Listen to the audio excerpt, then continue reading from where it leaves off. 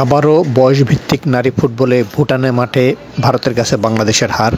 এ নিয়ে টানা তিনবার ভুটানের থিম্পুর চাংলিমিথান স্টেডিয়ামে নারী ফুটবলে বাংলাদেশ হারল প্রতিবেশী দেশ ভারতের কাছে। প্রথমটি হয়েছিল 2018 সালে অনূর্ধ্ব-15 সাফের ফাইনালে, সেবার বাংলাদেশ 0-1 গোলে হেরেছিল ভারতের কাছে।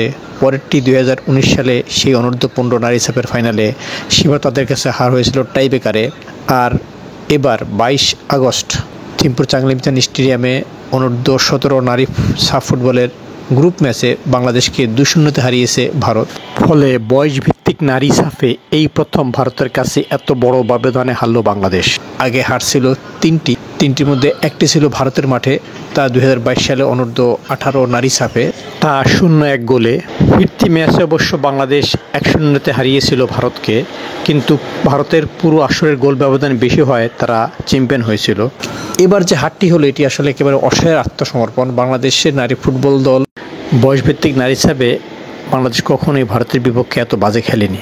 আসলে কোচ হলেন মাহবুবুর রহমান লিটু, যিনি 2023 সালে এফসি অনূর্ধ্ব-17 ফুটবলের দ্বিতীয় রাউন্ডের বাছাই করে বাংলাদেশ দলের কোচ ছিলেন। সেই পর্বে বাংলাদেশ খুব বাজে খেলেছিল, 3 ম্যাচই হেরেছিল। এবার তিনি কোচ অনূর্ধ্ব-17 দলের, যেহেতু পিটার বাটলার যিনি নারী দলের হেড কোচ, তিনি এই দলকে সময় দিতে পারছেন না, ছুটিতে আছেন, তাই লিটুকে দায়িত্ব দেওয়া হয়েছে। প্রথম ম্যাচে তিনি ভুটানের বিপক্ষে জিতেছেন, 3-1 গোলে ভুটানকে হারিয়েছে বাংলাদেশ দল।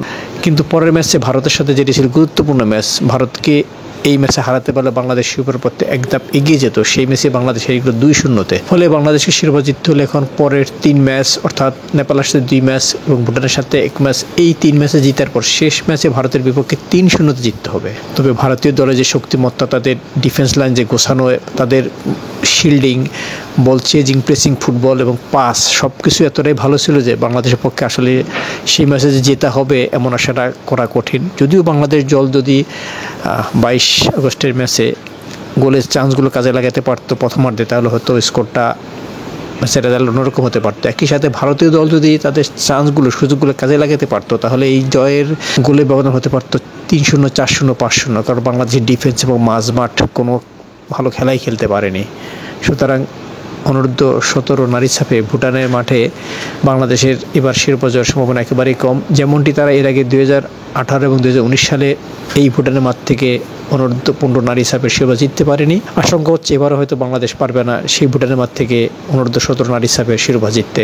বাংলাদেশ দলের এই হারের জন্য কোচ মাহবুবুর রহমান লিটু দলের ডিফেন্স এবং মিডফিল্ডারদের দায়ী করে বলেছেন তারা ভালো খেলতে পারেনি এবং পুরো বাংলাদেশ দল ভালো খেলতে পারেনি।